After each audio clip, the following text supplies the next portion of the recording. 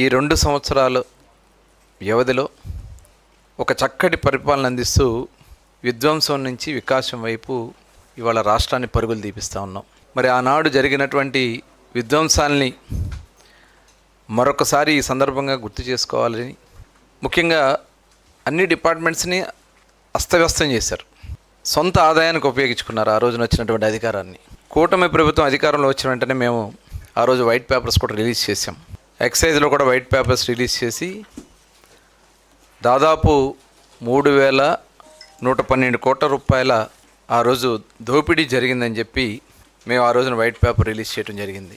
ముఖ్యంగా కారణాలు ఏంటంటే ఆ రోజున తప్పుదోవ పట్టించిన విధాన వాగ్దానాలు. ఆ రోజున ఆయన జగన్మోహన్ రెడ్డి గారు 2019 ఎన్నికలకు వెళ్ళినటువంటి సందర్భంలో సంపూర్ణ మద్యపాన నిషేధం చేస్తాను, మద్యపాన నిషేధం చేయకపోతే మళ్ళీ 2024 ఎన్నికలకి వెళ్ళనని కూడా చెప్పినటువంటి వ్యక్తి జగన్మోహన్ రెడ్డి గారు. అధికారంలోకి వచ్చిన తర్వాత దశల వారీగా మద్యపాన నిషేధం చేస్తానని చెప్పారు. ఈ 2 మాటలు కూడా ఆయన మాట తప్పి మరి ముఖ్యంగా మహిళలకి వెన్నుపోటు పొడిచాడు. తర్వాత చెప్పారు 5 స్టార్ హోటల్స్కే పరిమితం చేస్తాను, ఎక్కడ కూడా షాప్స్ని అన్నిటి కూడా మద్యపాన నిషేధం చేస్తానని చెప్పాడు. కానీ ఆ రోజు 2020 సంవత్సరంలో 4,380 షాపుల నుంచి తగ్గించినట్టు చూపించి తిరిగి మళ్ళీ పెంచేశారు. పెంచడమే కాకుండా మద్యం రేట్లు కూడా 75% రేట్లు పెంచేశారు.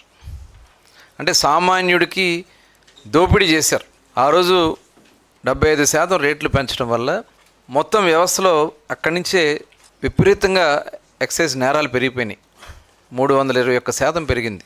అందుట్లో అరెస్ట్ అయిన వ్యక్తులు దగ్గర దగ్గర 466% పెరిగిపోయారు. ఆ రోజు రాష్ట్రం మొత్తం కూడా సగటున 2012% నేరాలు పెరిగిపోయినాయి రాష్ట్ర వ్యాప్తంగా. అంటే నాన్ డ్యూటీ పెయిడ్ లిక్కర్ కానీ, ఐడి లిక్కర్ కానీ, విపరీతంగా బెల్ట్ షాప్స్ కానీ, అందుట్లో ఇవన్నీ కూడా తీసుకొచ్చి ఏదైతే స్పూరియస్ లిక్కర్ కానీ, కొంత నాటు సారా విపరీతంగా పెరిగిపోయింది రాష్ట్రంలో. అనేక మంది ఆ లిక్కర్ తీసుకుని మరి ప్రాణాలు కూడా కోల్పోతున్నటువంటి సందర్భాలు ఉన్నాయి. ఈ నాన్ డ్యూటీ పెయిడ్ లిక్కర్ తీసుకురావడం వల్ల రాష్ట్ర ఆదాయం పోయింది. ముఖ్యంగా బోర్డర్ జిల్లాల్లో అయితే మొత్తం పక్క రాష్ట్రాల్లో షాపులు కూడా తీసుకొచ్చి మన బోర్డర్లో పెట్టుకున్నారు. చాలామంది బోర్డర్ జిల్లాల నుంచి అంటే బ్రాండ్లు కూడా లేవు. ఆ రోజున వాళ్ళు చేసినటువంటి విధానాల వల్ల అసలు ముఖ్యంగా దీనికి వాళ్ళు సెబ్ ఏదైతే ఎక్సైజ్ డిపార్ట్మెంట్ని కూడా ముక్కలు చేశారు. అంటే వాళ్ళకి అనుకూలంగా మార్చుకున్నారు. ఆ రోజు వరకు ఉన్నటువంటి ఎన్ఫోర్స్మెంట్ వింగ్ని అంతా కూడా తీసి ఎస్సీబీ అని సెబ్ అని పెట్టి ఎక్సైజ్ డిపార్ట్మెంట్ నుంచి తీసుకు వాళ్ళని పోలీస్తో కూడా లింక్ చేసి వాళ్ళకి ఎటువంటి అధికారాలు లేకుండా చేశారు. దానివల్ల అసలు ఎన్ఫోర్స్మెంట్ వింగ్ అనేది లేకుండా పోయింది. అతిపెద్ద స్కామ్, భారతదేశంలోనే అతిపెద్ద స్కామ్ ఏపీ లిక్కర్ స్కామ్ అని చెప్పి వాళ్ళు క్లియర్గా చెప్పడం జరిగింది. దాదాపు 52 మంది దీంట్లో మరి ముద్దాయిలుగా ఉన్నారు. 17 మందిని ఇప్పటికీ అరెస్ట్ చేశారు. అలాగే 260 కోట్ల రూపాయలు ప్రాపర్టీస్ కూడా అటాచ్ చేశారు. అలాగే క్యాష్ కూడా 20 కోట్ల రూపాయలు క్యాష్ కూడా సీజ్ చేశారు.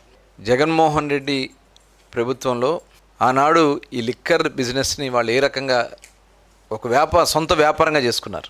ప్రభుత్వంలో అధికారాన్ని అడ్డం పెట్టుకుని ఎంతలు విచ్చలవిడితనానికైనా చేయొచ్చు అనే విధంగా 5 సంవత్సరాలు జరిగినటువంటి విధానం. అందుకనే చాలా ట్రాన్స్పరెంట్గా కూటమి ప్రభుత్వం అధికారంలోకి వచ్చిన తర్వాత ఎక్కడికక్కడ విచారణ చేసుకుంటూ ఎక్కడికక్కడ వ్యవస్థలన్నీ కూడా సరి చేసుకుంటూ మరి ఈరోజు ముందుకు తీసుకెళ్ళగలుగుతున్నాం.